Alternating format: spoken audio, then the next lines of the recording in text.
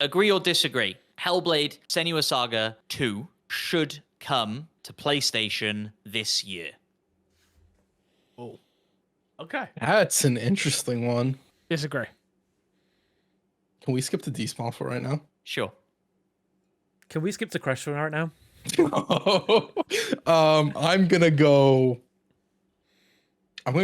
disagree. Disagree. Agree.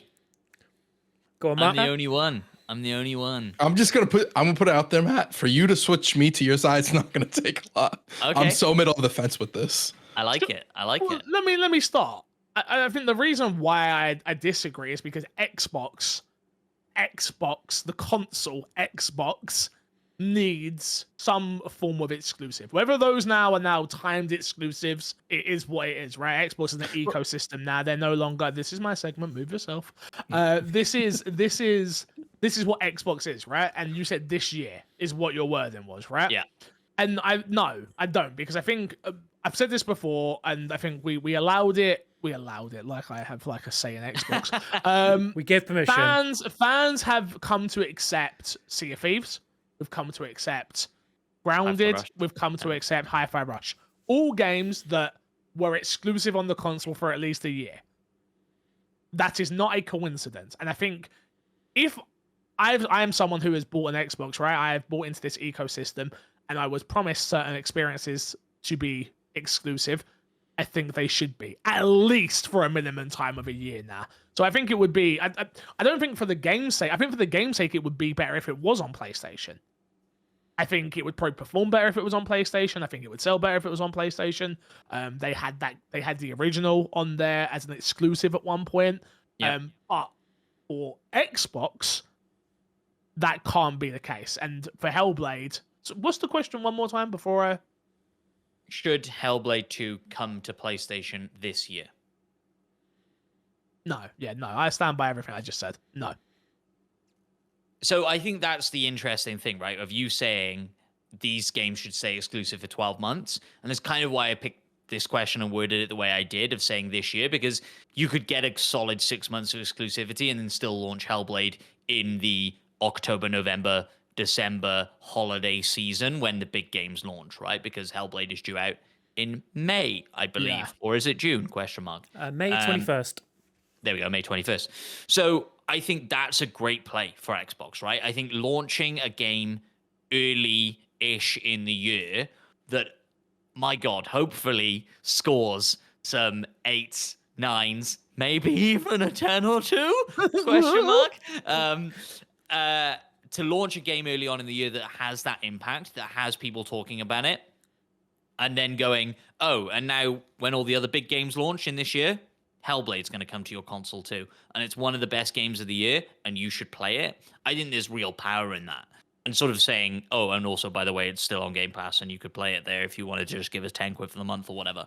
I think there's real power in that. And Hellblade is one of those franchises that I think Xbox wants to be an Xbox tentpole franchise, but we just don't have that legacy, right, with it. And it's a difficult story to engage with, not from a quality point of view, but from a subject matter point of view. And so I think it has the potential to be this huge franchise, but I think the way that it has the potential to get there is by getting it in front of as many players as possible. And so I think giving us 6 months of exclusivity on Xbox and launching it in the holiday season is a good play for Xbox. So you said Xbox tentpole franchise. Can it be that if it goes to PlayStation? Is my question.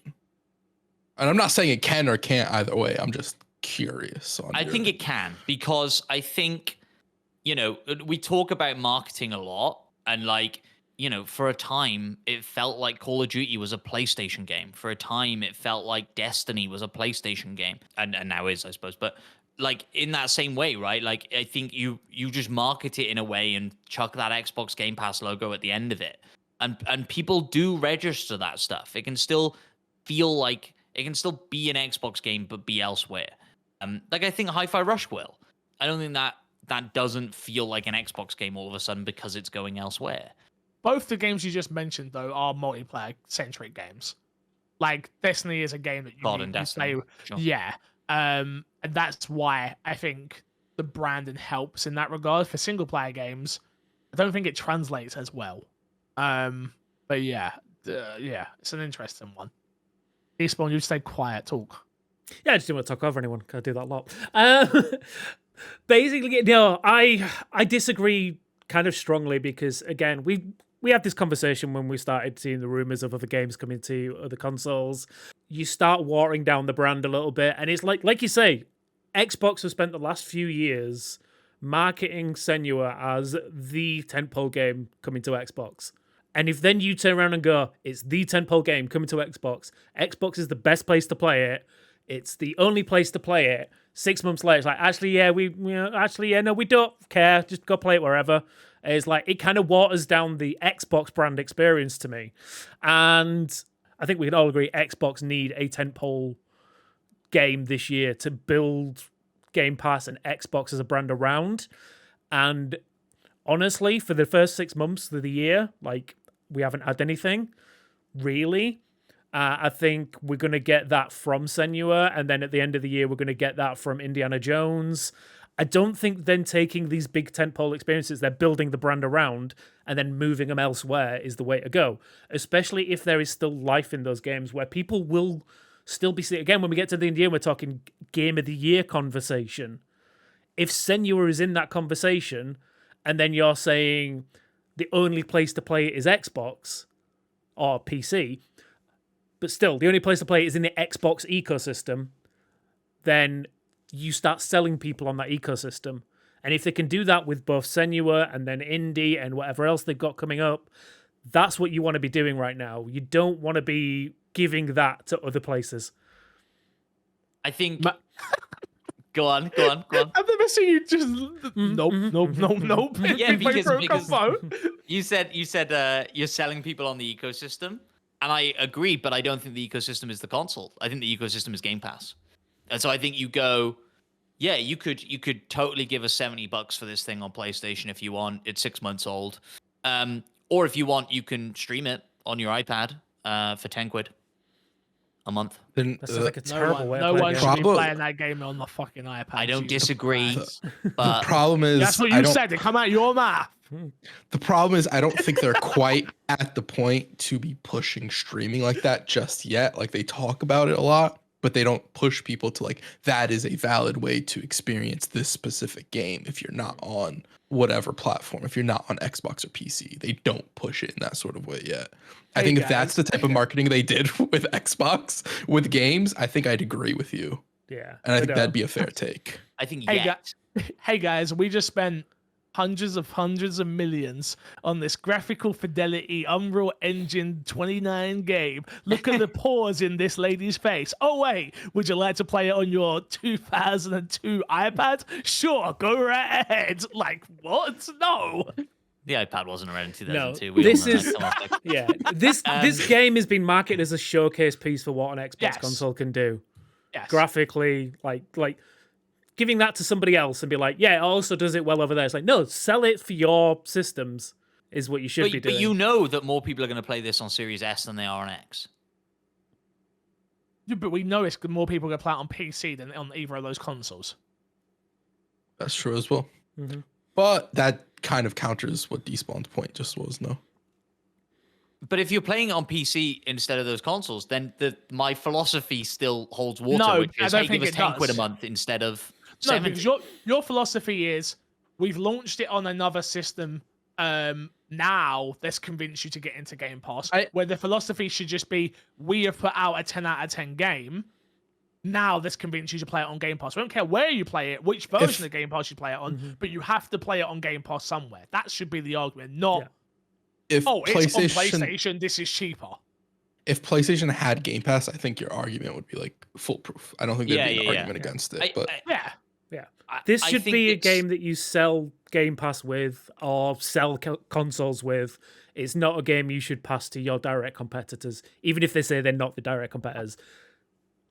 I think a year later, sure, that's fair. Yeah, maybe. fine. Yeah. Like No, when I- everyone who wanted to play it has played it, and anyone who didn't want to jump into Game Pass or Xbox is still waiting to play it, then maybe. But I think some of my okayness with it it comes from a bit of fear that I don't think Senua 2 will be a success. Now, I agree. I don't know how Xbox defines a success anymore because we're not going to get sales numbers because so many people are going to play it on Game Pass. So what does that look like? And so if it just does well critically, is that good enough? If it gets so many concurrent players on day one, is that good enough? Who knows, right?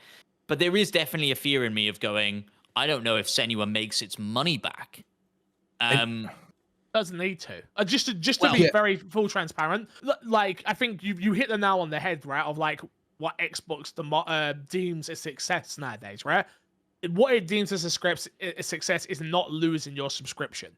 Yeah. Maybe it's not gaining a new subscription, but it's not losing your subscription, which we've all spoken about before, right? And I think that's what Hellblade does. It doesn't have to sell gangbuster numbers. It doesn't have to even review as much as I'm sure they want it to review well, but it doesn't have to. If that means they fed another piece of content to you, which has gone, oh, I'll subscribe for another month, that is what they deem now as success in their ecosystem. I fully agree with that. But also, like, I forget when it was, but we had talked about something along this lines where I had mentioned that Riot has their card game, and their card game is a loss every time. They don't make money off of it, but it's there to sort of feed a part of their market and sort of help certain values at the company that they need. I think even if Hellblade is a loss money-wise for them, if it gets 9s, 10s, and its reviews well, and it's critically acclaimed, I think that is big for Xbox, and they would view that as a success regardless, because it helps the brand of, like, you can't go saying like Xbox doesn't have huge single player franchises or these solid single player experiences anymore after that point, and it helps Xbox marketing going forward. Yeah. I think for Xbox, the partner showcase is more that. It's more, hey, look at these smaller AA experiences that keep going into Game Pass and keep feeding your curiosity. I think they're big tentpoles that they're spending millions and millions internally on have been in development for maybe half a decade. I don't know. But, like, can they really say we can take a loss on that?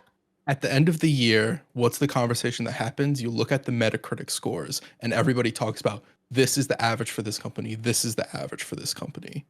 Games that boost that average, I think Xbox is 100% like willing to, like, this is a loss, and it depends how big that loss is, of course. Like, of course. Right? If they lose $300 million, maybe that's like, okay, that's horrible for us. We're never doing that again. Maybe that's the case, right? But that's probably not going to be the case, I'd assume. Who knows? We don't know. But if they're like, oh, we lost 50 million, but we got this big boost to our reputation as a ecosystem, as a console, as an Xbox brand, I think they're like, that's a trade-off. That to a certain degree is marketing for them, right? If you like really look at it, you spend money in marketing and you don't necessarily always get something back, but your brand is more powerful because of it. Absolutely. Yeah, I think yeah, it does come back for me to this a little bit of fear of going, I want more games like Hellblade. I want more games that take a risk, that have subject matter that isn't, just go kill everything, blah blah blah blah blah. And there is definitely a fear that the Xbox will turn around at the end of this year, or maybe after Hellblade's been out for 12 months, or maybe after Hellblade's been out for 6 months, who knows, and go, whew, that did not go the way we wanted it to for whatever reason. We need to make some more money on this, and I'd be fine with it then going to PlayStation if that's the discussion that needs to be had. Of course, we'll never see behind closed doors like that, and we'll never quite know why, if, or when. But I'd be okay with it. I think if they announced it for November, I don't think the rest of the internet would be. I think it would kick off a firestorm like we saw not too long ago.